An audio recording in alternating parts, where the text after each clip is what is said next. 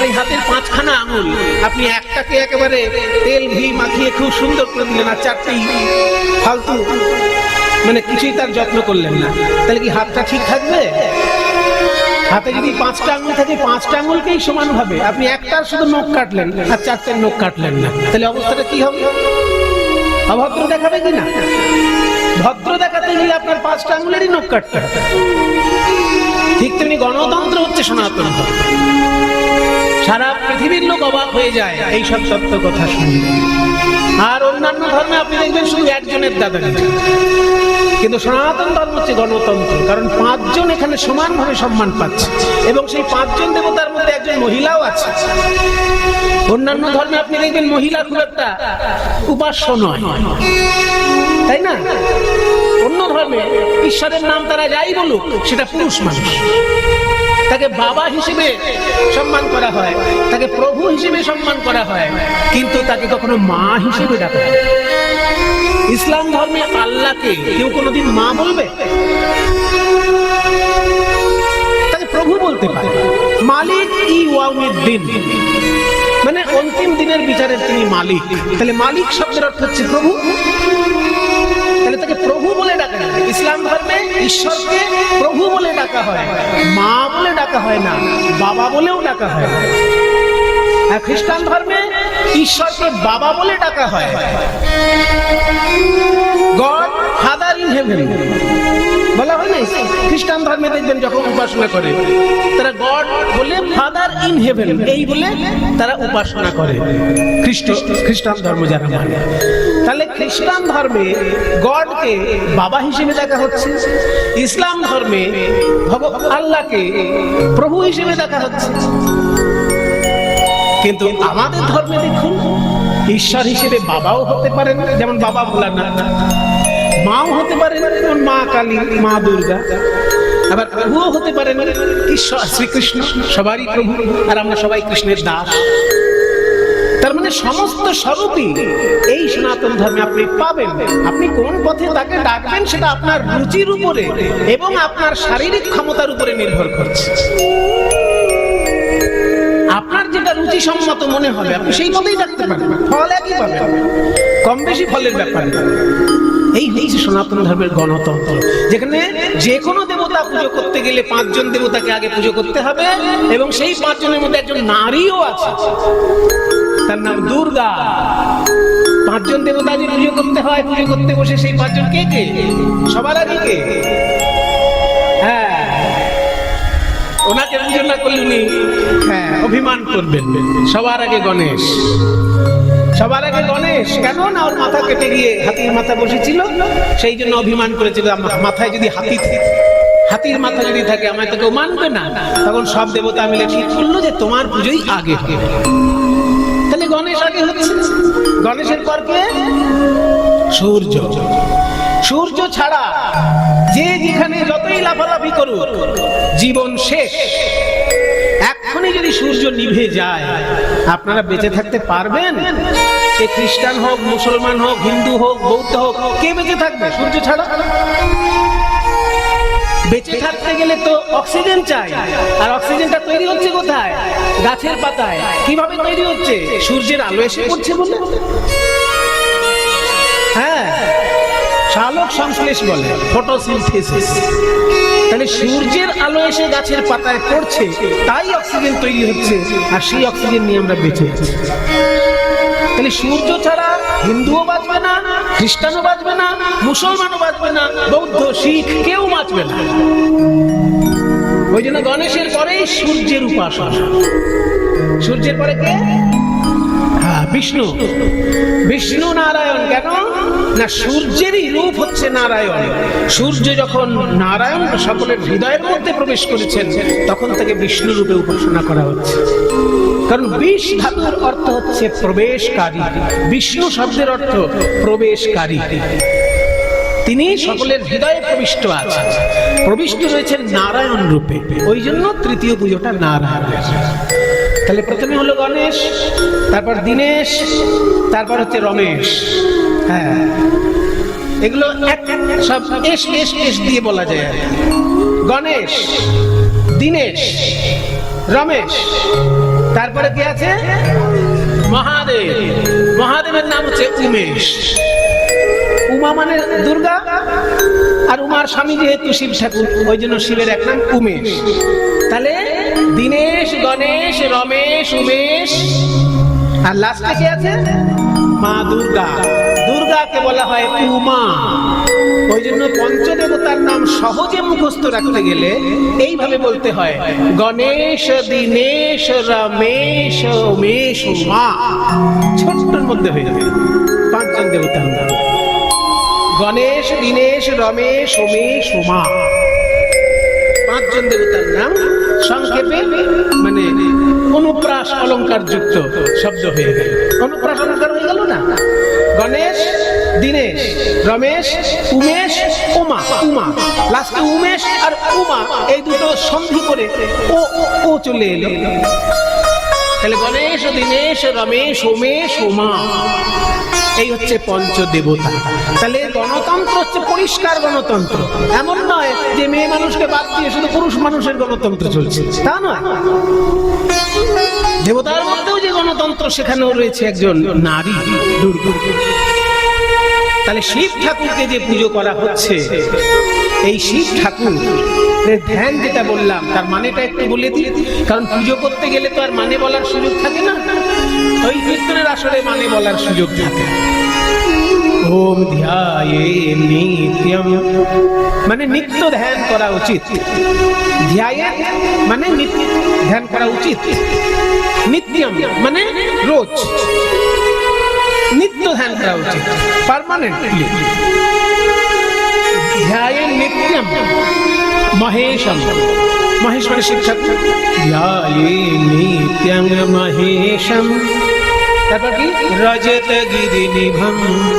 রজত মানে রূপ, গিরি মানে পর্বত, নিভম মানে মতন, রূপর পর্বতের মতন। শিব ঠাকুর যখন সারা গায়ে সাদা ছাই মেখে বসে আছেন, দেখে মনে হচ্ছে যেন রূপর একটা পর্বত। ধ্যায়ে নিত্যং মহেশম রজত গিরি নিভম। তারপর চারু চন্দ্রাবতংশম। চারু মানে সুন্দর, চন্দ্র মানে চাঁদ, অবতংশ মানে মাথার অলংকার। তাহলে সুন্দর একটি চাঁদ, অলংকার যাহা, মাথায় অলংকার হিসেবে তার এক টুকরো চাঁদ রয়েছে। ধ্যায়ে নিত্যং মহেশং রজত গিরি নিভং চারু চন্দ্রাবতংশম। এবার রত্নাকল্পোজ্জ্বলাঙ্গম।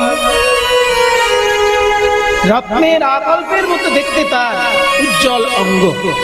মানে শিব ঠাকুরের অঙ্গটি এত সুন্দর, দেখে মনে হচ্ছে যেন একটা রত্নের উজ্জ্বল আয়না। আয়নার সামনে যেমন নিজেকে দেখা যায়, আয়না এত উজ্জ্বল, তেমনি শিব ঠাকুর যেন একটা রত্নের আয়না, এত উজ্জ্বল তার অঙ্গ।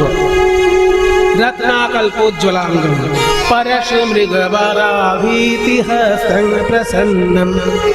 তার চারটি হাতে চারটি জিনিস রয়েছে। কি কি? পরশু, মৃগ, বর, অভীতি। চারটে হাতে চার রকমের বিষয়। কি কি? পরশু, পরশু মানে এক রকমের অস্ত্র, কুঠা, কুঠারকে পরশু বলা হয়। পরশু মানে কুঠার। মৃগ, ওই যে বললাম মৃগশীর্ষ, মৃগশীর্ষ মুদ্রা। এই যে হাতটাকে এরকম করে দিলেই হরিণের মাথার মতো দেখতে হবে। শিব ঠাকুরের চারটে হাতের মধ্যে একটা হাত এরকম থাকে, মৃগশীর্ষ মুদ্রা।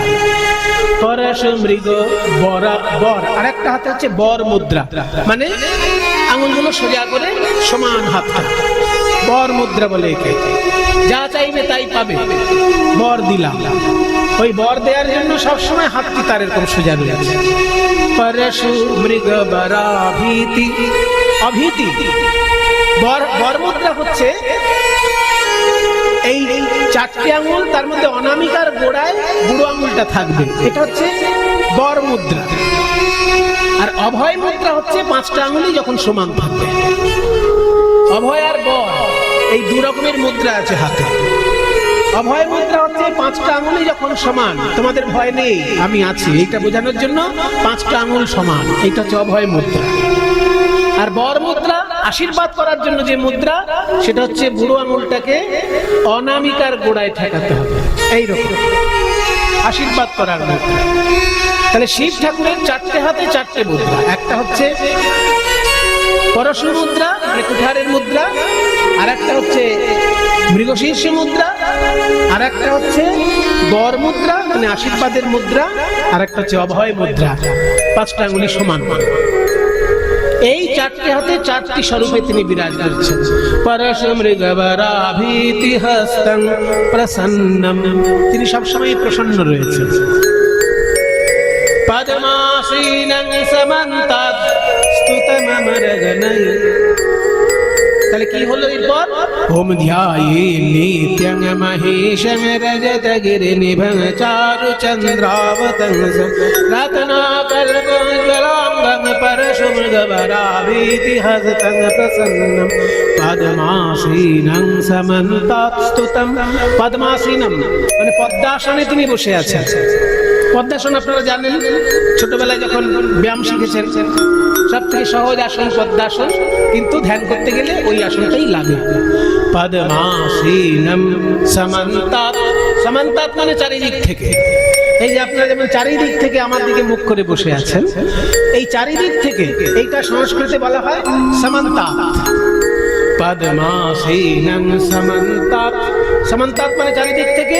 স্তুতম অমরগণৈ, দেবতাগণ চারিদিক থেকে তাকে স্তব করছে। পদ্মাসীনং সমন্তাৎ স্তুতম অমরগণৈ ব্যাঘ্রকৃতিং বসানম, বাঘের ছাল যার অঙ্গে বস্ত্র হয়ে শোভা পাচ্ছে। পদ্মাসীনং সমন্তাৎ স্তুতম অমরগণৈ ব্যাঘ্রকৃতিং বসানম বিশ্বদ্যম, বিশ্বের তিনি আদি। বিশ্বরূপম, তিনি আবার বিশ্বরূপে প্রকাশিত। নিখিল ভয়হরম, সমস্ত ভয় তিনি হরণ করেন। পঞ্চবক্ত্রম, পাঁচটি তার মুখ, চারদিকে চারটে আর উপরের দিকে একটা। চারদিকে চারটে মুখ আছে আর উপরের দিকে একটা। এমন নয় যে এরকম পাঁচখানা মুখ সাইডে সব, তা না, চারদিকে চারখানা মুখ আর উপরের দিকে একটা মুখ। পঞ্চবক্ত্রম ত্রিনেত্রম, আর প্রতি মাথায় তিনটে করে তার নয়ন রয়েছে। এই যে শিব ঠাকুরের ধ্যান আমরা দেখলাম, সেখানে পরিষ্কার বলেই দিল যে সাদা রজতগিরিনিভম মানে পর্বত একেবারে যেন রূপোর পর্বতের মতো দেখতে। ছাই মেঘে তিনি এমন ভাবে বসে আছেন যে রূপোর পর্বতের মতো দেখতে লাগছে। আবার তার বস্ত্র হিসেবে বলা হলো বাঘের ছাল। তাহলে এই যে বাঘের ছাল, এই যে তার হাড়ের মালা, সাপের মালা, কিন্তু তার নামের মানেটা যদি আপনারা জানেন তাহলে দেখবেন ওই রূপের দিকে, ওই বস্ত্রালঙ্কারের দিকে আপনাদের নয়ন যাবে না। শিব শব্দের অর্থ কি? শিব মানেটা কি? সত্যম শিবম সুন্দরম, এই কথা কত শুনেছেন? যে একটা আধুনিক গান ছিল না, তিনটি মন্ত্র নিয়ে যাদের জীবন, সত্যম শিবম সুন্দরম, আছে না একটা গান? তাহলে সত্যম শিবম সুন্দরম, শিব মানে কি? তাহলে সত্যম মানে তো বুঝলাম ট্রুথ, সত্য মানে ট্রুথ। তাহলে শিব মানেটা কি? কে বললেন দাদা? ওই দেখুন, ওইখান থেকে একজন বলেছেন, দেখেছেন সব চুল পেকে গেছে। জ্ঞানের বহুদিনের জ্ঞান সঞ্চয় হয়েছে, সেই জন্য বলতে পেরেছে। শিব শব্দের অর্থ হচ্ছে মঙ্গল। শিবম মানে মঙ্গলম, তার মানে যার নামটাই মঙ্গল, তাকে ধ্যান করলে তো মঙ্গল হবেই। শিব শব্দের অর্থ মঙ্গল, এটা সবাই আজকে জেনে রাখুন। আজকে আপনাদের কীর্তন শুনতে আসার এইটাই মানে 1 নম্বর লাভ। যারা এতদিন জানতেন না তারা মুখস্থ করে নেন যে শিব মানে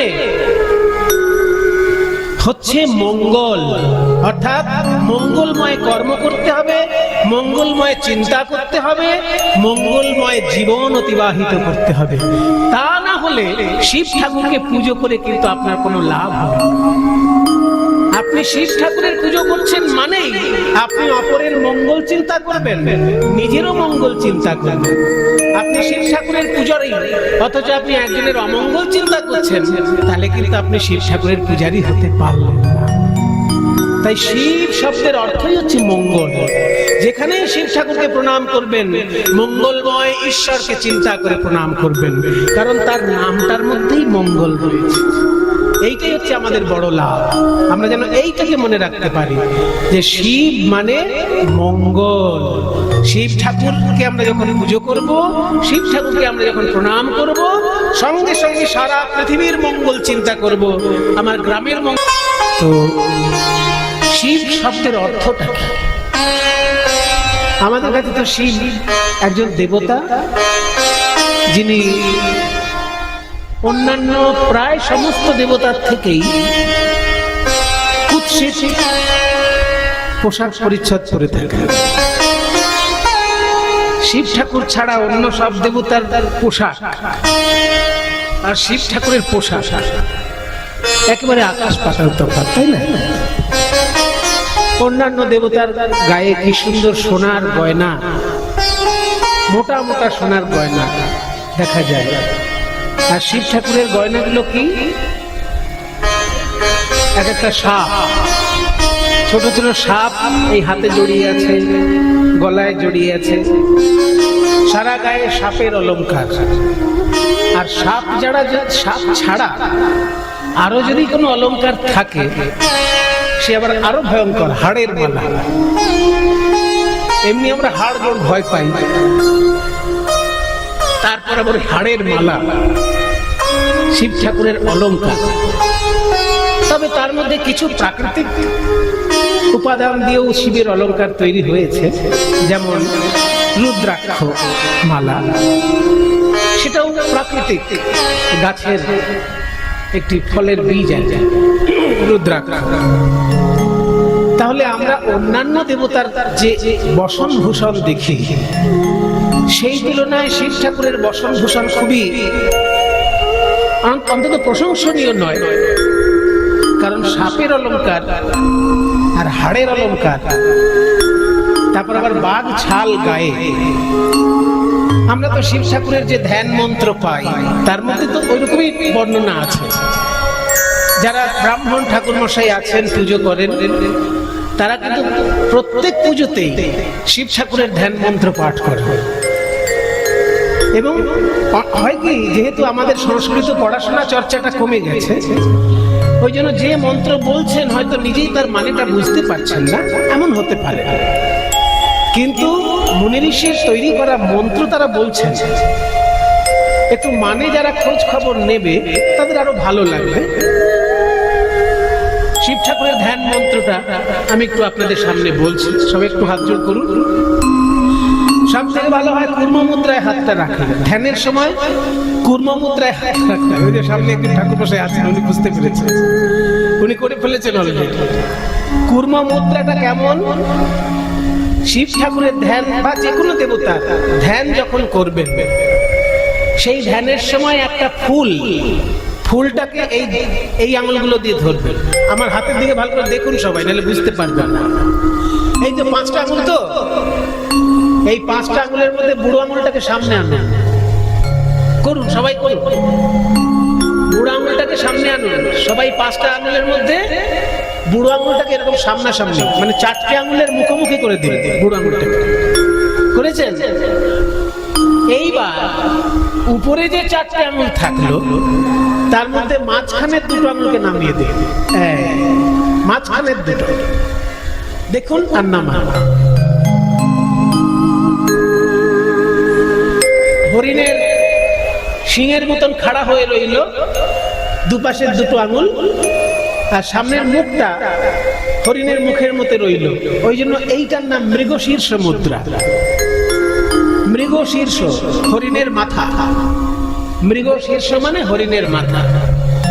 এই যে মৃগশীর্ষ মুদ্রা রইল, একটুখানি ঘুরিয়ে দেবেন এরকম, মানে বুড়ো আঙুলটাকে সামনের দিকে করে দেবেন, তাহলে গোল মতো হয়ে যাবে মুখটা। এইবার বাঁদিকে হাতটার মধ্যে একই রকম ভাবে রাখবেন। বাঁদিকের হাতে মাঝখানের আঙুল 2টো মাঝখানে নিয়ে নেবেন, নিয়ে এইভাবে নিয়ে এই 2টো হাত পাশাপাশি করতে হবে। বাঁদিকে কিন্তু মৃগশীর্ষ মুদ্রা করা যাবে না। বাঁদিকের হাতটায় 3টে আঙুল ছাড়া থাকবে, শুধু মাঝের আঙুল 2টো নামবে। এইরকম বাঁদিকের হাতটা ঝামেলা আছে।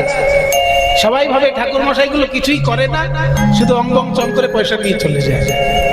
কিন্তু এত কিছু শিখতে হয় ঠাকুর মশাইদের, নাচও শিখতে হয়। তবে তারা নাচ হিসেবে নাচ শেখে না, নাচের মুদ্রাগুলো শেখে। যার কাছে পুজো শেখে সেই পূজারী ব্রাহ্মণ এগুলো শিখিয়ে দেয়। এই 5টা আঙুলের মধ্যে উপরের মাঝখানে 2টা আঙুল নামিয়ে দিতে হবে, আর 3টে আঙুল ছাড়া থাকবে।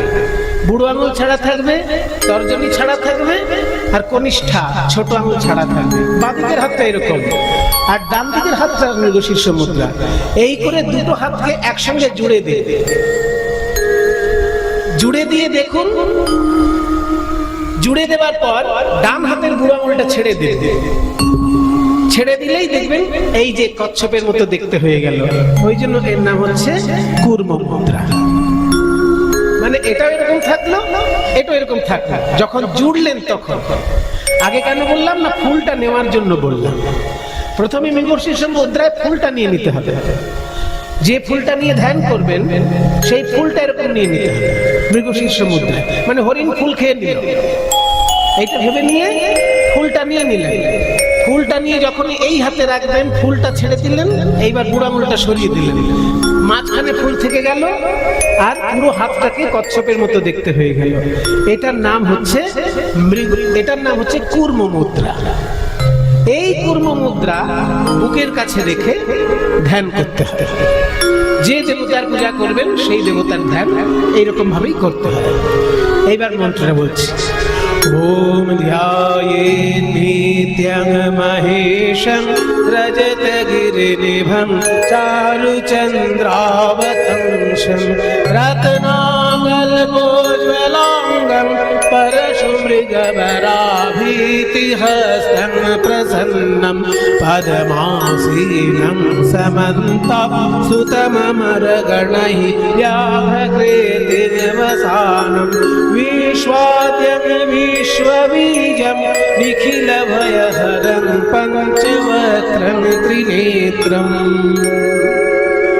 ओम नमः शिवाय, ओम नमः शिवाय। এই বলার পর ওই ফুলটা নিজের মাথায় রাখতে হবে। ধ্যান করে এই ফুলটা কিন্তু ঠাকুরকে দিয়ে দেওয়া যাবে না, ফুলটা নিজের মাথায় রাখতে হবে। কেন?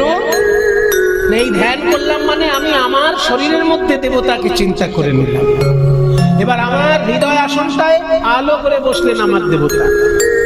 তারপরে নিজের শরীরের সমস্ত কিছু পূজার উপকরণ মনে করে দেবতাকে নিবেদন করতে হবে।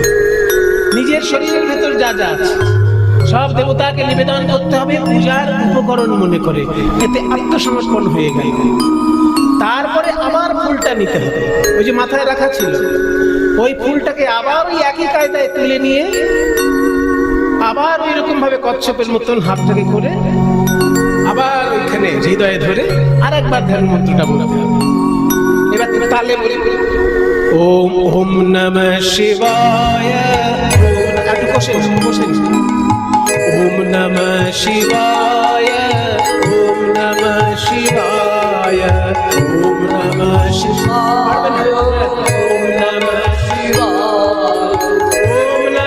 শিবায়, ওম নমঃ শিবায়, ওম নমঃ শিবায়, ওম নমঃ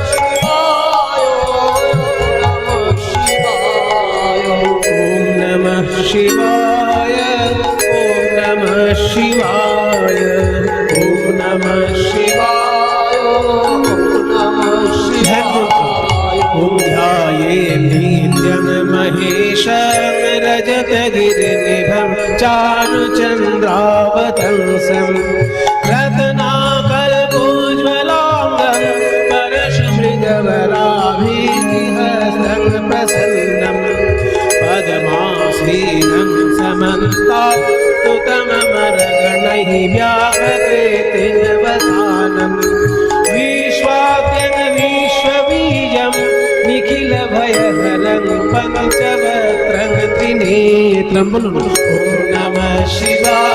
সবাই ओम नमः शिवाय, ओम नमः शिवाय, ओम नमः शिवाय, ओम नमः शिवाय, ओम नमः शिवाय,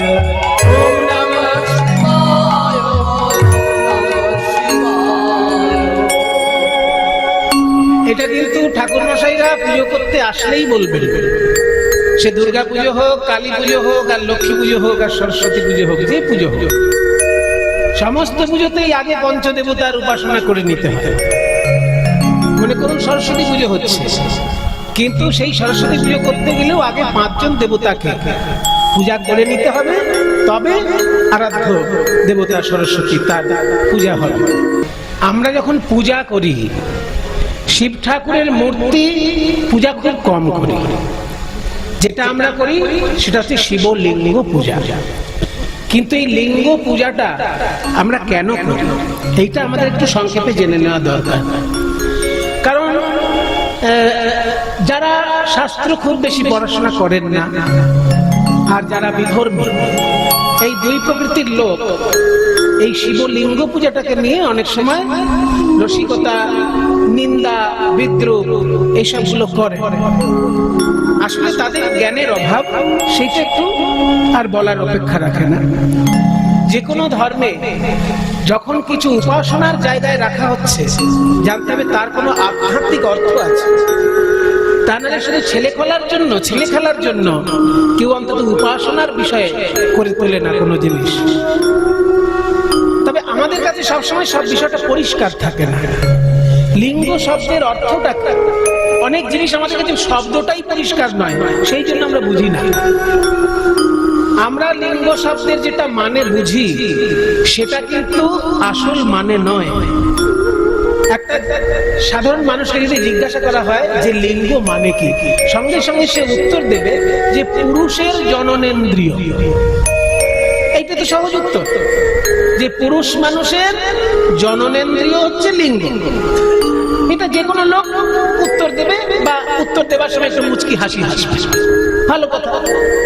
কিন্তু সে আসল মানেটাই জানল না। লিঙ্গ শব্দের অর্থ হচ্ছে চিহ্ন, এইটা জেনে রাখা। পুংলিঙ্গ আর স্ত্রীলিঙ্গ। তাহলে স্ত্রীর ক্ষেত্রে আমরা লিঙ্গ শব্দটা কেন বলি? ক্লীবলিঙ্গ, সেক্ষেত্রে লিঙ্গ শব্দটা কেন বলছি? লিঙ্গ মানে যদি শুধু পুরুষের জননেন্দ্রিয় হয়, পুংলিঙ্গ, স্ত্রীলিঙ্গ, ক্লীবলিঙ্গ, তার মানে লিঙ্গ কি? চিহ্ন। যে চিহ্নটা দ্বারা অন্য বিষয় থেকে তাকে আমি আলাদা করছি, সেই চিহ্নটার নাম হচ্ছে লিঙ্গ। আমি যখনই অন্য বিষয় থেকে ঈশ্বরকে আলাদা করছি, তখন সেটা ঈশ্বর লিঙ্গ হলো। বিশ্বের ঈশ্বর পদার্থ আর জড় পদার্থ। ঈশ্বর পদার্থ মানে সচ্চিদানন্দ বিগ্রহ, আর ঈশ্বর ছাড়া অন্য যা কিছু আছে সেগুলো জড় পদার্থ। ঈশ্বর হচ্ছে চৈতন্য পদার্থ, আর ঈশ্বর ছাড়া যা কিছু আছে সেগুলো জড় পদার্থ। যখন জড় পদার্থের মধ্যে ঈশ্বর পদার্থের সংস্পর্শ ঘটে, তখন জড় পদার্থও চৈতন্যময় হয়ে যায়। যেমন আমার দেহটা হচ্ছে জড় পদার্থ, কিন্তু দেহের মধ্যে একটুখানি আত্মা আছে। ঈশ্বর পদার্থ হচ্ছে আত্মা, সেটা যখনই দেহের সঙ্গে যুক্ত হয়ে গেল, অমনি আমি একটা জ্যান্ত মানুষ। আর যেই আমার দেহ থেকে ঈশ্বর পদার্থটা বাদ চলে যাবে, অমনি আমি একটা পচা গলা মরদেহ হয়ে যাবে। মুসলমান হন, খ্রিস্টান হলে তার স্থান হবে কবরে, আর হিন্দু হলে তার স্থান হবে চিতায়। তাহলে যতক্ষণ আমাদের শরীরটার মধ্যে ঈশ্বর পদার্থ খেলা করছে, ততক্ষণ পর্যন্ত আমার শরীরটা চৈতন্যময় রয়েছে, অর্থাৎ ঈশ্বরের চিহ্ন মানে লিঙ্গ যতক্ষণ আমার ভিতরে আছে, ততক্ষণ আমি সজীব, না থাকলে আমি নির্জীব। ওই জন্য আমরা কিন্তু শিবলিঙ্গ পূজা করি, অর্থাৎ জড় পদার্থ থেকে ঈশ্বর পদার্থ আলাদা বোঝানোর জন্য ঈশ্বর লিঙ্গ বা শিবলিঙ্গ পূজা করা হচ্ছে। এই জন্য লিঙ্গ মানে চিহ্ন, এইটাকে আগে আমাদের বোঝা দরকার। কিন্তু আর এক ধাপে গিয়ে বলা হচ্ছে যে শিব ঠাকুরেরই লিঙ্গ কেন পুজো করা হচ্ছে? তাহলে বিষ্ণুর ক্ষেত্রে কেন বিষ্ণু লিঙ্গ পুজো করা হচ্ছে না, বা অন্যান্য দেবতার ক্ষেত্রে সেটা করা হচ্ছে না? শিব ঠাকুর অনাবৃত অবস্থায় সৃষ্টি তত্ত্ব প্রকাশ করেছেন, সেই জন্য তার লিঙ্গ উপাসনা করা হচ্ছে। সৃষ্টি যেখানে হয় সেখানে কোনো আবরণ চলে না। কিছু মায়েরা মনে করবেন না, একটু তত্ত্ব কথা আলোচনা করছি তো, মায়েরা যেন কিছু মনে করবেন না। যারা আছেন আমাকে সন্তান জ্ঞানে সবাই এখন দেখবেন, আমিও যে কজন এখানে নারী আছে সবাইকে মাতৃজ্ঞানই দিচ্ছি। যখন কোথাও সৃষ্টি তত্ত্ব খেলা করে সেখানে আবরণ চলে না। মনে করুন একটি মেয়ে গর্ভবতী হয়েছে, সেই মেয়েটির বাচ্চা হবে। এবার বাচ্চা হবার সময় যখন ডাক্তারের কাছে গেল, হয় ন্যাচারাল হবে, তা নাহলে সিজারিয়ান হবে। প্রসব তো দুটোই পথ, হয় ন্যাচারালি হবে, তা নাহলে সিজারিয়ান হবে। ন্যাচারালি হোক আর সিজারিয়ানই হোক, সেখানে কোনো আবরণ চলে কি? সৃষ্টি তত্ত্বের ক্ষেত্রে কখনোই আবরণ চলে না। আপনার জন্ম ন্যাচারালি হোক আর আপনার জন্ম সিজারিয়ান হোক, যেভাবেই হোক, যখন জন্মটি আপনার হয়েছে তখন কিন্তু সরাসরি অনাবৃত অবস্থায় আপনি প্রকাশিত হয়েছে। ঠিক তেমনি ভগবানের চিহ্ন, ভগবান শিব ঠাকুর যেহেতু অনাবৃত সত্য প্রকাশ করতে সবসময় ভালোবাসেন, এবং সৃষ্টি তত্ত্বটা মানুষের কাছে যদি উন্মুক্ত না থাকে, মানুষও সৃষ্টি তত্ত্ব উপলব্ধি করতে পারবে না। ওই জন্য শিব ঠাকুরের অন্য অঙ্গ বাদ দিয়ে তার সৃষ্টির জায়গাটিকেই উপাসনার অঙ্গীভূত করা হয়েছে।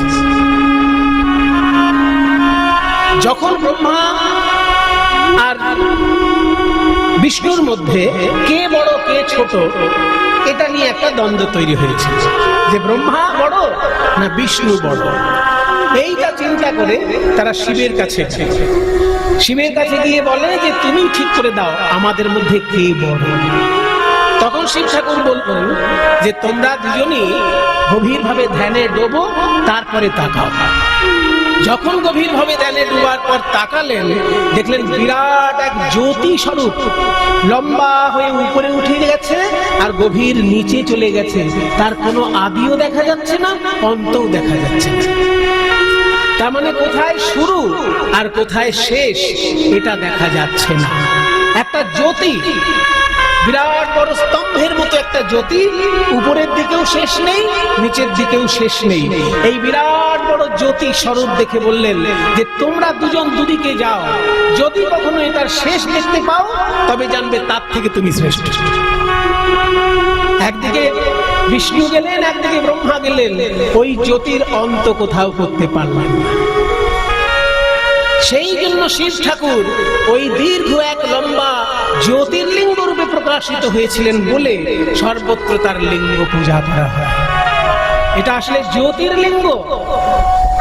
অত বড় জ্যোতির্লিঙ্গ আমরা পুজো করতে পারি না, তাই তার সংক্ষিপ্ত রূপ পাষাণময় বা মৃত্তিকাময় আমরা শিব পূজা করে থাকি। কোথাও শিব মাটি দিয়েও শিবলিঙ্গ পুজো করা হয়, যেখানে যেখানে বাড়ি গৃহ প্রতিষ্ঠা হয়, গৃহপ্রবেশ হয় বা কোনো শান্তি কর্ম হয়, সেখানে দেখবেন মাটির শিবলিঙ্গ তৈরি করে পুজো করা হয়। তাহলে আমরা যেটা তৈরি করছি সেটা তো জ্যোতির্লিঙ্গ নয়, কিন্তু জ্যোতির্লিঙ্গের বিকল্প তৈরি করে আমরা পূজা করছি। পূজাটা করছি জ্যোতির্লিঙ্গকেই, সামনে রেখেছি আমাদের কাছে একটা প্রতীক। সেই প্রতীকটা আমাদের পাথরেরও হতে পারে, সেই প্রতীকটা স্ফটিকেরও হতে পারে, সেই প্রতীকটা সোনা, রূপো, পিতল এবং মাটি, যে কোনো কিছু দিয়ে হতে পারে। তাই আসলে আমরা পুজো করছি জ্যোতির্লিঙ্গকে, যে জ্যোতির শুরুও নেই শেষও নেই। সেই মহা জ্যোতির্লিঙ্গ হচ্ছে শিব ঠাকুর। আর সেই জ্যোতির্লিঙ্গ ভারতবর্ষে 12টি জায়গায় পূজিত হয়। ভগবান যখন সৃষ্টির অনাবরণ প্রকাশ করেছেন, সেই স্বরূপটাকে পূজা করা হয় শিবলিঙ্গ পূজার মধ্যে দিয়ে। এই তত্ত্বটা যদি আমাদের মাথায় না থাকে তাহলে কিন্তু আমরা ঠিক উত্তর দিতে পারবো না। আশা করি এইবার আপনাদেরকে কেউ প্রশ্ন করলে আপনারা বলতে পারবেন যে ভাই, আমরা কোনো পুরুষ মানুষের জননেন্দ্রিয় পুজো করি না, আমরা সৃষ্টি তত্ত্বটাকে পুজো করছি। কারণ ঈশ্বরের দ্বারাই এই সৃষ্টি তত্ত্ব পৃথিবীতে এসেছে। ঈশ্বর নিজে অনাবৃত সৃষ্টি তত্ত্ব প্রকাশ করেছিলেন। যখন জগতের সৃষ্টি হয়েছিল তখন কোনো কাপড় ছিল না, তখন কোনো প্যান্ট ছিল না, তখন কোনো লুঙ্গি ছিল না, ধুতি ছিল না। সৃষ্টি তত্ত্ব সবসময় অনাবৃত, এখনো তার প্রমাণ। যখন কোথাও কারো জন্ম হয় অনাবৃত থাকে। তাই ঈশ্বর সৃষ্টি তত্ত্ব রূপে প্রকাশিত হয়েছেন বলেই তার জ্যোতির্ময় লিঙ্গটাকে উপাসনা করা হয়। জ্যোতির্লিঙ্গ হাতের কাছে পাওয়া যায় না, তাই পাথরের শিবলিঙ্গ বা মাটির শিবলিঙ্গ বা ধাতুময় শিবলিঙ্গ আমরা পূজা করছি। এই জ্যোতির্ময় স্বরূপে শিব ঠাকুর ভারতবর্ষে 12টি জায়গায় পূজা গ্রহণ করে। যদিও অনন্ত শিব মন্দির সারা ভারতবর্ষে রয়েছে, কিন্তু 12টি জায়গায় শিব ঠাকুরের বিশেষ বিশেষ উপলব্ধি হয়েছে। আমাদের অনেক ভাগ্য ভালো, যখন দেশ ভাগাভাগি হয়ে গেছিল ভাগ্যে সেই 12টি শিবলিঙ্গের একটাও ভারতবর্ষের বাইরে পড়ে, তাই না বাবা? 51 পীঠের অনেকগুলো পেট কিন্তু ভারতের বাইরে পড়ে গেছে। 51 পীঠ, মায়ের যে সতীপীঠ 51টি পীঠ, তার মধ্যে অনেকগুলো পীঠ বাংলাদেশে পড়ে গেছে। এবার বাংলাদেশে কজনের যাওয়ার সুযোগ হতো? আর যা ঝামেলা বাংলাদেশের মাঝে মাঝে হয়, কে জানে? কাজী বাংলাদেশে গিয়ে আপনি যে প্রত্যেকটি সতীপীঠে প্রণাম করতে পারবেন, সবসময় সেই সুযোগ নাও থাকতে পারে। আর পাকিস্তান তো আমি ছেড়েই দিলাম, সেখানে প্রাণের ভয় নিয়ে সাধারণত কেউই যেতে পারে না। যারা যায় অত্যন্ত প্রাণের ভয় নিয়ে যায়, কপাল ভালো থাকলে প্রাণ নিয়ে ফিরে আসে, তাই না? তাহলে 51 পীঠের মধ্যে বেশ কয়েকটি পীঠস্থান পাকিস্তানে পড়ে গেছে, বেশ কয়েকটি পীঠস্থান বাংলাদেশে পড়ে গেছে। কিন্তু আমাদের কপাল ভালো যে 12টি জ্যোতির্লিঙ্গের মধ্যে একটাও জ্যোতির্লিঙ্গ ভারত দেশের বাইরে পড়ে। এটা যে আমাদের কত বড় ভাগ্য ভালো, সেটা আপনারা উপলব্ধি করলে বুঝতে পারবেন। 12টি জ্যোতির্লিঙ্গ কোথায় কোথায় পাবেন? বেশি পয়সা খরচা যদি করতে না চান, তাহলে বাংলার পাশেই রয়েছে ঝাড়খণ্ডে, আগে ঝাড়খণ্ডে গিয়ে প্রণাম করে আসুন। হ্যাঁ, ঝাড়খণ্ডে রয়েছে বৈদ্যনাথ, ওইটা হচ্ছে দ্বাদশ জ্যোতির্লিঙ্গের একটি, কিন্তু প্রথমটি ওইটি নয়। প্রথম জ্যোতির্লিঙ্গ হচ্ছে গুজরাট। গুজরাটের সোমনাথ মন্দির হচ্ছে দ্বাদশ জ্যোতির্লিঙ্গের প্রথম জ্যোতির্লিঙ্গ। শিব ঠাকুর সারা ভারত ভূমিতে 12টি জায়গায় যে আত্মপ্রকাশ করেছেন ওই জ্যোতির্ময় লিঙ্গ রূপে, সেইটার প্রথম স্থান হচ্ছে গুজরাটের সোমনাথ। কিন্তু আমাদের হাতের কাছে রয়েছে যেটা, সেটা যে ঝাড়খণ্ড। আপনি যাবেন এখান থেকে, নিজের গাড়ি হোক যেভাবে হোক, 4-5 ঘন্টার মধ্যেই পৌঁছে যাবেন বৈদ্যনাথ, তাই না? দেওঘর, দেবগৃহ, দেবতার গৃহ বলেই দেবগৃহ বা বৈদ্যনাথ ধাম। এই হ্যাঁ, দেবঘর, আর সংস্কৃতে বলা হতো দেওঘর, দেবগৃহ। দেবগৃহ, সেখান থেকে বাংলা হিন্দিতে দেবঘর, তারপরে এখন বটা ওতে পরিণত, হিন্দি উচ্চারণে দেওঘর হয়ে গেছে। যাবেন, এটা দ্বাদশ জ্যোতির্লিঙ্গের এক জ্যোতির্লিঙ্গ। আরেকটু যদি পা বাড়াতে পারেন তাহলে বেনারস চলে যাবেন। বেনারসে চলে গেলেই বিশ্বনাথ মন্দিরে প্রণাম করবেন। আজকে শিব ঠাকুরের মন্দিরের প্রতিষ্ঠা উপলক্ষে যিনি এই কীর্তনের দায়িত্ব গ্রহণ করেছেন, বা মন্দির যিনি পুনঃপ্রতিষ্ঠা করিয়েছেন, তার নামটাও বিশ্বনাথ, বিশ্বনাথ গুপ্ত মহাশয়। আর দ্বাদশ জ্যোতির্লিঙ্গের মধ্যে এক জ্যোতির্লিঙ্গ হচ্ছে বিশ্বনাথ। সেটা কোথায়? বেনারস। ভারতবর্ষের মধ্যে অত্যাশ্চর্য মহাতীর্থ বেনারস, কারণ এই একটি জায়গায় 5000 বছর ধরে বেদ মন্ত্রের চর্চা, সঙ্গীত চর্চা, যেমন উচ্চ শিক্ষা তেমনি উচ্চাঙ্গ সঙ্গীত, দুটো জিনিসের চর্চা সমান হয়েছে। যখন মুসলমান আক্রমণে বিভিন্ন জায়গায় মন্দির ধ্বংস করে করে মসজিদ তৈরি করা হয়েছে, সেই সময় বেনারসের শিব মন্দির ভেঙেও মসজিদ বানানো হয়েছিল, কিন্তু তবুও সেখান থেকে সংস্কৃতিকে নষ্ট করতে পারেনি। সেইখানে এখনো বেদ চর্চা এবং সঙ্গীত চর্চা একইভাবে রয়েছে। সেই জন্য ভারতবর্ষের মধ্যে বেনারস হচ্ছে এমন একটা তীর্থ যেখানে 5000 বছর ধরে একভাবে বেদ চর্চা এবং সঙ্গীত চর্চা হচ্ছে। ওই জন্য আমাদের খুব প্রণামের জায়গা, খুব শ্রদ্ধা করার জায়গা। তাহলে ঝাড়খণ্ডের পরেই উত্তরপ্রদেশের দ্বার প্রান্ত বেনারস, সেইখানে হচ্ছে দ্বাদশ জ্যোতির্লিঙ্গের আরেক জ্যোতির্লিঙ্গ। আর একটু ট্রেনে করে এগিয়ে যাবেন, হিমালয়ের পাহাড়ের মধ্যে একটু ঘুরে আসবেন। পাহাড় ঘুরতে অনেক লোকের ভালো লাগে, পাহাড় দেখতে দেখতে চলে যাবেন ঋষিকেশ, যেখান থেকে পাহাড় শুরু, সেই জায়গাটি হচ্ছে ঋষিকেশ। ওই ঋষিকেশ থেকে যে পাহাড় শুরু হলো, ওই বিরাট বিরাট পাহাড়ের উপরে কেদারনাথ বিরাজ করছে। কেদারনাথের মহিমা আপনারা ইউটিউবে দেখেছেন, টিভিতে দেখেছেন। যখন হিমালয়ের বড় বড় পাহাড় ভেঙে পড়ছে মহাবন্যায়, সেই সময় কেদারনাথের মন্দিরের পেছনে কোত্থেকে এসে একটা বড় পাথর এমন ভাবে আটকে দিল যে সব ভেসে গেলেও কেদারনাথের মন্দির ভেসে যায়। এ মহামহিমা। আশেপাশে সবকিছু ভেসে ভেঙে চুরে তছনছ, কিন্তু কেদারনাথের মন্দির রক্ষা পেল। কোত্থেকে একটা পাথর এমন ভাবে জায়গায় সেট হয়ে গেল যে সেই পাথরটার উপরে সে বন্যার আঘাত লাগলো, মন্দিরে কিছুই হলো না। আশ্চর্য! আমার সৌভাগ্য, আমি ওই কেদারনাথ দর্শন করে এসেছি, কিন্তু ওই বন্যা হবার আগে গেছি। এখন নাকি একটু যাওয়াটা দুর্গম হয়ে গেছে শুনেছি, কিন্তু আমি গেছিলাম যখন বন্যা হয়ে গেছিল তার আগে। আমার জীবনে একটা সংকল্প ছিল যে 2012 সালের মধ্যে আমার যেন দ্বাদশ জ্যোতির্লিঙ্গ দর্শন সম্পূর্ণ হয়ে যায়। কারণ বুড়ো বয়সে তীর্থ হয় না। বুড়ো বয়সে আপনি কোটিপতি হয়ে ঘরের মধ্যে এসি ঘরে বসে থাকবেন আর হাঁপাবেন, কিন্তু তীর্থ হবে না। তীর্থ করতে গেলে আপনাকে 30 বছর থেকে শুরু করে দিতে হবে। হ্যাঁ, প্রথম জীবনে পারবেন না, কারণ প্রথম জীবনে তো ইনকাম করেন না, বাপের হোটেলে বসে খাচ্ছেন, কি করে ঘুরবেন আপনি? ভারত ইনকাম করা শুরু করুন, ইনকামের 40% জমান আর 60% খরচা করুন। যদি আপনি অল্প ইনকাম করেন, ইনকামের একটা সিস্টেম আছে, যদি আপনি অল্প ইনকাম করেন তাহলে 60% খরচা করুন আর 40% জমা। আর যদি বেশি ইনকাম করেন তাহলে 20% খরচা করুন, 80% জমা। জমাতে জমাতে এমন জায়গায় চলে যান যাতে মনের আনন্দে সারা ভারত ভূমিটা ভালো করে দর্শন করতে পারেন। পৃথিবী দেখবেন, এ কথা আমি বলতে চাই না, কারণ সেটা আরো খরচা সাপেক্ষ, আরো কঠিন ব্যাপার, না হলেও চলবে।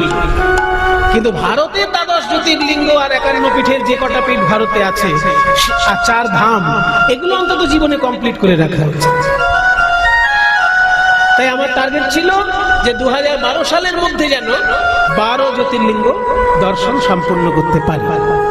তো 8 সাল থেকে শুরু করেছিলাম, 2008 সাল থেকে 2012 সালের মধ্যে দ্বাদশ জ্যোতির্লিঙ্গ আমার দর্শন হয়েছে।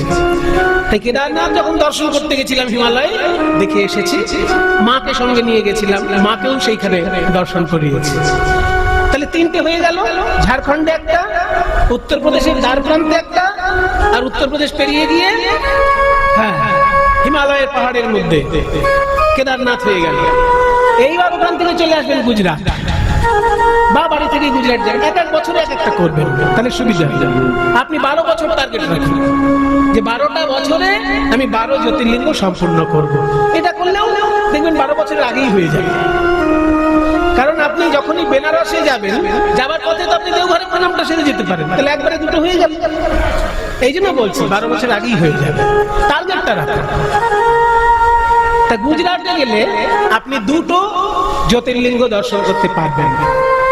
একটা হচ্ছে যেটা বললাম দ্বাদশ জ্যোতির্লিঙ্গের প্রথম জ্যোতির্লিঙ্গ সোমনাথ মন্দির, এবং এই সোমনাথ মন্দির একেবারে সমুদ্রের ধারে, খুব সুন্দর দেখতে। আগে যে পুরনো সোমনাথ মন্দির ছিল সেটা তো ভেঙে চুরে দিয়েছিল সুলতান মাহমুদ। হ্যাঁ, গজনির সুলতান মাহমুদ গজনি থেকে এসে লুণ্ঠন করার জন্য ভারতের তখন মন্দিরে এত সোনা গয়না থাকতো যে মন্দিরটাকে লুট করার জন্য এসেছিল কোথাকার গজনি। মানে আফগানিস্তান পেরিয়ে ইরান পেরিয়ে ইরানের শেষ মাথায় গজনি, সেই জায়গা থেকে ঘোড়া টোড়া নিয়ে এসেছে লুণ্ঠন করার জন্য। এতখানি তারা লুটেরা। তো সেই গজনির সুলতান সেখান থেকে এসেছিলেন সোমনাথ মন্দিরে, 17 বার লুট করেছে, তবু শেষ করতে পারে। আর শেষবারে যাওয়ার সময় মন্দিরটা ভেঙে দিয়ে গেছে। সেই ভাঙা মন্দিরটি এখনো রাখা আছে, দর্শন করা যায় ভাঙা মন্দিরটি। তার পাশে ভারত সরকার বিরাট বড় মন্দির তৈরি করে দিয়েছে, সোমনাথের মন্দির, আপনারা দর্শন করবেন। খুব সুন্দর সোমনাথ মন্দির, হ্যাঁ, নয়নাভিরাম দৃশ্য সমুদ্রের ধারে একটা, গুজরাট। আর ওই গুজরাটেই আরেকটি জায়গা আছে নাগেশ্বর মন্দির, গুজরাটেই নাগেশ্বর। তাহলে 2টো জ্যোতির্লিঙ্গ গুজরাটে হয়ে গেল। এইবার চলে আসবেন ভারতের মাঝখানে মধ্যপ্রদেশ। মধ্যপ্রদেশে পাবেন 2টো জ্যোতির্লিঙ্গ, একটা হচ্ছে মহাকালেশ্বর আর একটা হচ্ছে ওঙ্কারেশ্বর। ওঙ্কারেশ্বর মন্দিরটা নর্মদা নদীর একদম মাঝখানে। মানে নর্মদা নদীটা বয়ে যাচ্ছে, নদীর মাঝখানে একটা পাহাড়, সেই পাহাড়টার মাথায় ওঙ্কারেশ্বরের শিব মন্দির। ভালো লাগবে আপনার দর্শন করতে, ভালো লাগবে। নর্মদা নদীর একদম মাঝখানে শিব ঠাকুরের মন্দির ওঙ্কারেশ্বর। আর যেটা মহাকালেশ্বর, সেইখানে একটা দর্শনীয় বিষয় আছে, চিতাভস্য দিয়ে আরতি হয় ভোর 4টের সময়। এটা কিন্তু অন্য জায়গায় অত গুরুত্বপূর্ণ নয়, ওই মহাকালেশ্বরে খুব গুরুত্বপূর্ণ। চিতাভস্য দিয়ে আরতি হয় ওখানে ভোর 4টের সময় মহাকালেশ্বর। এই দুটো মধ্যপ্রদেশে গেল। এইবার চলে আসবেন মহারাষ্ট্র। মহারাষ্ট্রের 3টে জ্যোতির্লিঙ্গ আছে। ত্র্যম্বকেশ্বর আছেন, ভীমাশঙ্কর আছেন, আর কৃষ্ণেশ্বর আছে। যারা জ্যোতির্লিঙ্গ দেখতে ভালোবাসে না, অনেক লোকই আছে যারা ধর্ম কর্ম ভালোবাসে না কিন্তু ঘুরতে ভালোবাসে, সেই সব লোকের উদ্দেশ্যে বলছি, যখন অজন্তা ইলোরা বেড়াতে যাবেন, ওইখানে কৃষ্ণেশ্বর মহাদেবের মন্দির থেকে একটু প্রণাম করে চলে আসবেন। ফ্রিতে আপনি পেয়ে গেলেন পুণ্য, কারণ আপনি তো মন্দির দেখতে যাননি, আপনি বেড়াতে গেছেন অজন্তা ইলোরা। কিন্তু ওখানে আছেই যখন, একটু দেখে প্রণামটা সেরে নেবেন, বিনা পয়সায় পুণ্য পেয়ে গেলেন। আবার অজন্তা ইলোরার কাছেই কৃষ্ণেশ্বর মহাদেব মন্দির রয়েছে, ওই দ্বাদশ জ্যোতির্লিঙ্গের একটি। তাহলে 3টে জ্যোতির্লিঙ্গ হলো মহারাষ্ট্র, ওই জন্য মহারাষ্ট্রে এত শিব ভক্ত। 3টে জ্যোতির্লিঙ্গ, আর কোন স্টেটের মধ্যে 3টে জ্যোতির্লিঙ্গ আপনি পাবেন। বলতে গেলে কি, মহারাষ্ট্রে জ্যোতির্লিঙ্গ 5খানা আছে। এই যে বৈদ্যনাথ ঝাড়খণ্ডে, এটা ছাড়াও আর একটা বৈদ্যনাথ মহারাষ্ট্রে আছে।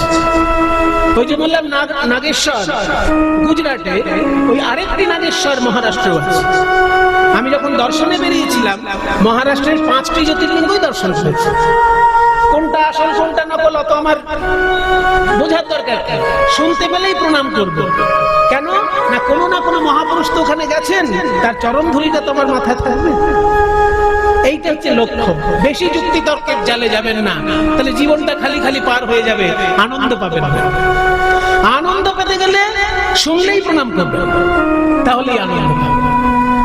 তাহলে মহারাষ্ট্রের 5টি জ্যোতির্লিঙ্গের মধ্যে 3টি প্রধান, একটা হচ্ছে বললাম ভীমাশঙ্কর, একটা হচ্ছে ত্র্যম্বকেশ্বর, আর একটা হচ্ছে কৃষ্ণেশ্বর। এইবার আপনি ভারতের দক্ষিণ দিকে চলে যান। দক্ষিণ দিকে গেলে অন্ধ্রপ্রদেশে একটা জ্যোতির্লিঙ্গ আছে, তার নাম মল্লিকার্জুন। পাহাড়ি অঞ্চল, উপরের দিকে মন্দির, মল্লিকার্জুন শিব ঠাকুরের নাম। ওইখানে শিব ঠাকুরের রয়েছে 51 পীঠের এক পীঠও আবার ওইখানে। ওখানে আবার 51 পীঠের এক পীঠও আপনার দর্শন হয়ে যাবে। ওখানে মাতা ভ্রামরী 51 পীঠের মধ্যে এক পীঠ, ওইখানে যেখানে শিব ঠাকুর, তার পাশেই 51 পীঠের এক পীঠ মায়ের মন্দির, ওইখানে প্রণাম করবেন। তাহলে একই সঙ্গে দ্বাদশ জ্যোতির্লিঙ্গের এক লিঙ্গ প্রণাম হলো, 51 পীঠের এক পীঠ প্রণাম হলো। আর ওইখানে শিব ঠাকুরের মহিমা হচ্ছে, উনি সব সময় সঙ্গীত ভালোবাসেন। ওখানে সব সময় কোনো না কোনো রাগ চর্চা হচ্ছে, কোনো না কোনো রাগের চর্চা ওখানে চলছে, কারণ সঙ্গীতময় শিব ঠাকুরের উপাসনা ওই মল্লিকার্জুন। এইবার আরো দক্ষিণ দিকে যান, আরো দক্ষিণ দিকে যান, তামিলনাড়ু পেয়ে যান। তামিলনাড়ুতে হচ্ছে শেষ জ্যোতির্লিঙ্গ রামেশ্বরম। তামিলনাড়ু, যেখান থেকে রামচন্দ্র শ্রীলঙ্কায় যাওয়ার জন্য সেতু বানিয়েছিলেন, ওই জায়গাটি হচ্ছে রামেশ্বরম শিব মন্দির। এবং আশ্চর্য ব্যাপার, এই রামেশ্বরম কিন্তু একসঙ্গে বৈষ্ণব এবং শৈব তীর্থ। কারণ রামেশ্বরের শিবের মাথায় যদি কেউ গঙ্গা জল ঢালতে পারে, আপনারা যাবার সময় এখান থেকে গঙ্গা জল নিয়ে যাবেন, আর যদি নিয়ে যেতে না পারেন, ওখানে গঙ্গা জল বিক্রি হয়, কিনে নেবেন। গঙ্গা জল বিক্রি হয় ওখানে।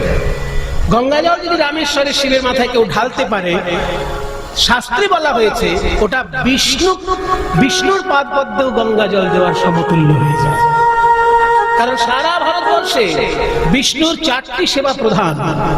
এক জায়গায় অন্ন সেবা, এক জায়গায় বস্ত্র সেবা, এক জায়গায় জল সেবা, আর এক জায়গায় তুলসী সেবা।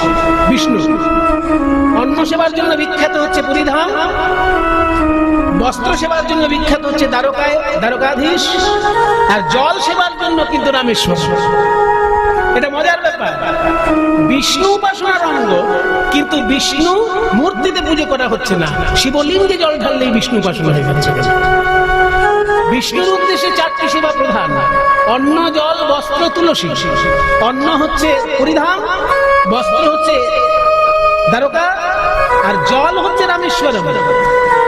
গঙ্গা জল নিয়ে গিয়ে রামেশ্বর শিবের মাথায় ঢাললেই বিষ্ণুকেও দেওয়া হবে। আর তুলসী সেবা হচ্ছে বদ্রীনাথ, যেখানে কেদারনাথ ওই রাস্তাতে কিছুটা আগে বাঁদিক দিয়ে বদ্রীনাথ, ডান দিকে বদ্রীনাথ চলে গেল আর বাঁদিকের রাস্তায় সেটা কেদারনাথ চলে গেল। কেদারনাথ আর বদ্রীনাথ একই লাইনে, ঋষিকেশ থেকে যেতে হবে। হ্যাঁ, হরিদ্বার ঋষিকেশ থেকে যেতে হবে। বদ্রীনাথ আর কেদারনাথ একই, বদ্রীনারায়ণ। তাহলে তুলসী সেবা বদ্রীনারায়ণ, জল সেবা রামেশ্বরম, অন্ন সেবা পুরীধাম, আর বস্ত্র সেবা দ্বারকা। এই চারটে জায়গা।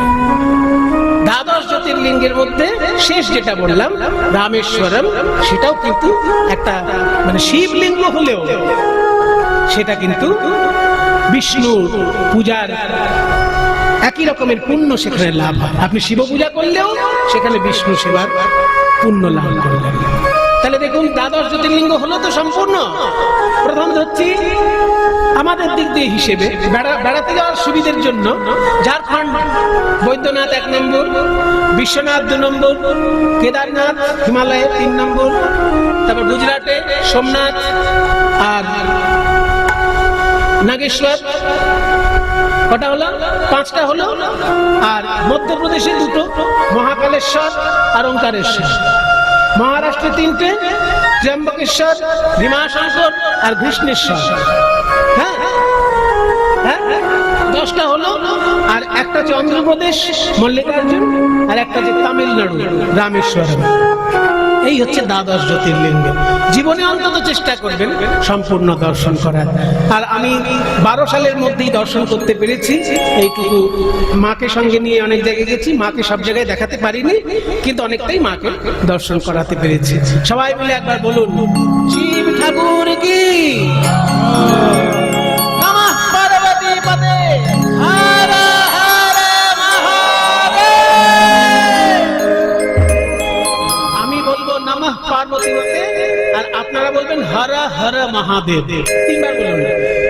ও নমঃ পার্বতী পদে হর হর মহাদেব। জোরে বলুন, শক্তি লাভ হবে। ওম নমঃ পার্বতী পদে হর হর মহাদেব। ওম নমঃ পার্বতী পদে হর হর মহাদেব। তাহলে সবাই মিলে আমরা শিব ঠাকুরকে প্রণাম করব। কেন না, শিব শব্দের অর্থই মঙ্গল। ভগবান মঙ্গলময়, তিনি আমার মঙ্গল করবেন, আমার আশেপাশে সবার মঙ্গল করবেন। তার উপাসনা করে জগতের মঙ্গল চিন্তা করব। আজকে মহাপ্রভু ভাবটি কি না, পূর্বলীলা চিন্তা করে তিনি প্রাণনাথ প্রাণনাথ বলে কেঁদে কেঁদে মাটিতে গড়াচ্ছেন। কাঁদে আর রজনী পোহায় পোহায় গো, কাঁদিয়া রজনী পোহায়,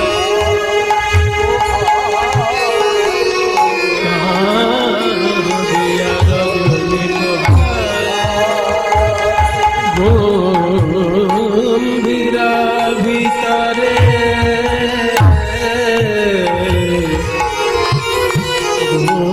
গম্ভীরা ভিতরে গোরা গোরা রায়, গম্ভীরা ভিতরে গোরা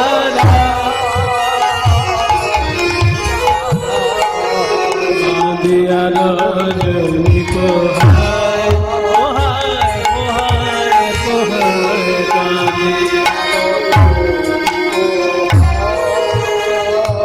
বৃন্দাবনের ললিতা বিশাখা কলিযুগে মহাপ্রভুর 2 বন্ধু রূপে জন্মগ্রহণ করেছেন, স্বরূপ দামোদর আর রামানন্দ রায়।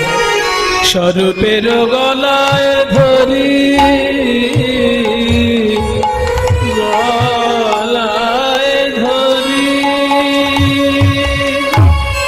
প্রভুর 2 নয়নে বহে বারি।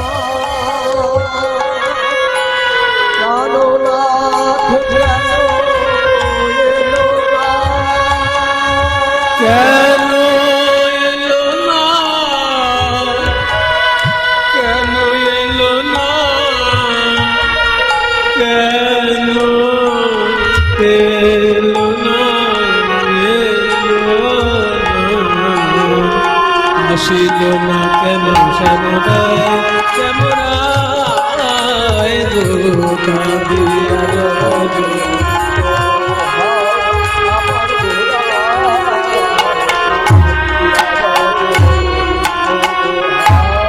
স্বরূপের কণ্ঠ ধরি কহে বচন বলে কোথা মোর প্রাণনাথ কহে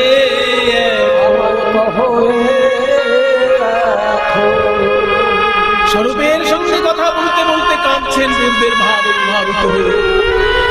এমন সময় একটা সাধারণ লোক প্রতিদিন যা করে আজকেও তাই করছে, সমুদ্রে স্নান করে জগন্নাথের মন্দিরে প্রণাম করে বাড়িতে গিয়ে দুটো খাবার খেয়ে কাজে চলে যায়। অতি সাধারণ একটা লোক, কিন্তু যখন সমুদ্রে স্নান করে জগন্নাথ মন্দির পর্যন্ত যায়, এই 2 কিলোমিটার রাস্তা কারোর সঙ্গে কিন্তু কথা বলে না, কৃষ্ণ নাম করতে করতে যায়। জানে 24 ঘন্টার মধ্যে আমি কাজে ব্যস্ত হয়ে যাব, ঠাকুরের নাম করার সময় পাবো না। তাই সমুদ্র স্নান আর জগন্নাথের মন্দিরে প্রণাম, এই 2 কিলোমিটার রাস্তায় এই সময় আমি কাউকে দেব না, আমি শুধু ঠাকুরের নাম করব। তাই কৃষ্ণ নাম করতে করতে যখন যাচ্ছে সাধারণ লোক, ওই রাস্তার ধারেই মহাপ্রভু যে মন্দিরে বাস করতেন সেই মন্দির রাধাকান্ত মঠ বা গম্ভীরা মঠ। কৃষ্ণ নাম আজকে উচ্চৈঃস্বরে হয়ে গেছে ওই সাধারণ লোকটির, আর তাই শুনে মহাপ্রভু ঘর থেকে বেরিয়ে এলেন। উন্মাদের প্রায় গোরা ছুটি ছুটি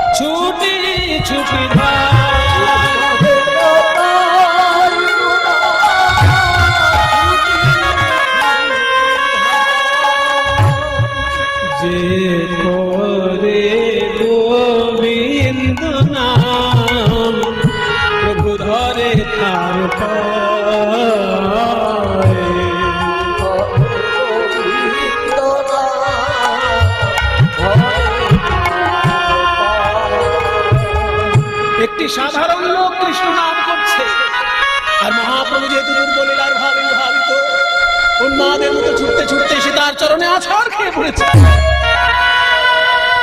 আর সাধারণ লোকটি কেঁদে উঠে বলছে, প্রভু আমাকে ছেড়ে দিন, আমাকে ছেড়ে দিন প্রভু, আমি কোনো ভক্ত নই, খুব সাধারণ লোক, বেশি শাস্ত্র আমি জানি না, শুধু জানি জগন্নাথ হচ্ছেন স্বয়ং কৃষ্ণ, আর লোকে বলে আপনি সেই কৃষ্ণের কলিযুগের অবতার, আপনি যদি আমার পায়ে পড়েন আমার যে নরকেও জায়গা হবে না প্রভু।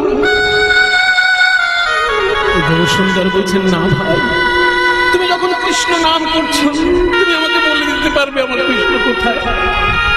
জানো যদি আমায় বলে দাও,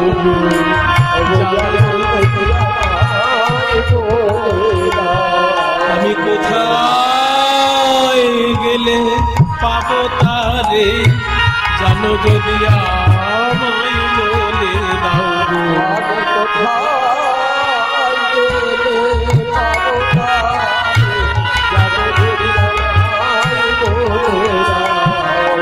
আমি কোথায় গেলে পাবো তারে, যার নাম শুনাই আমায় পাগল কইলে, কোথায়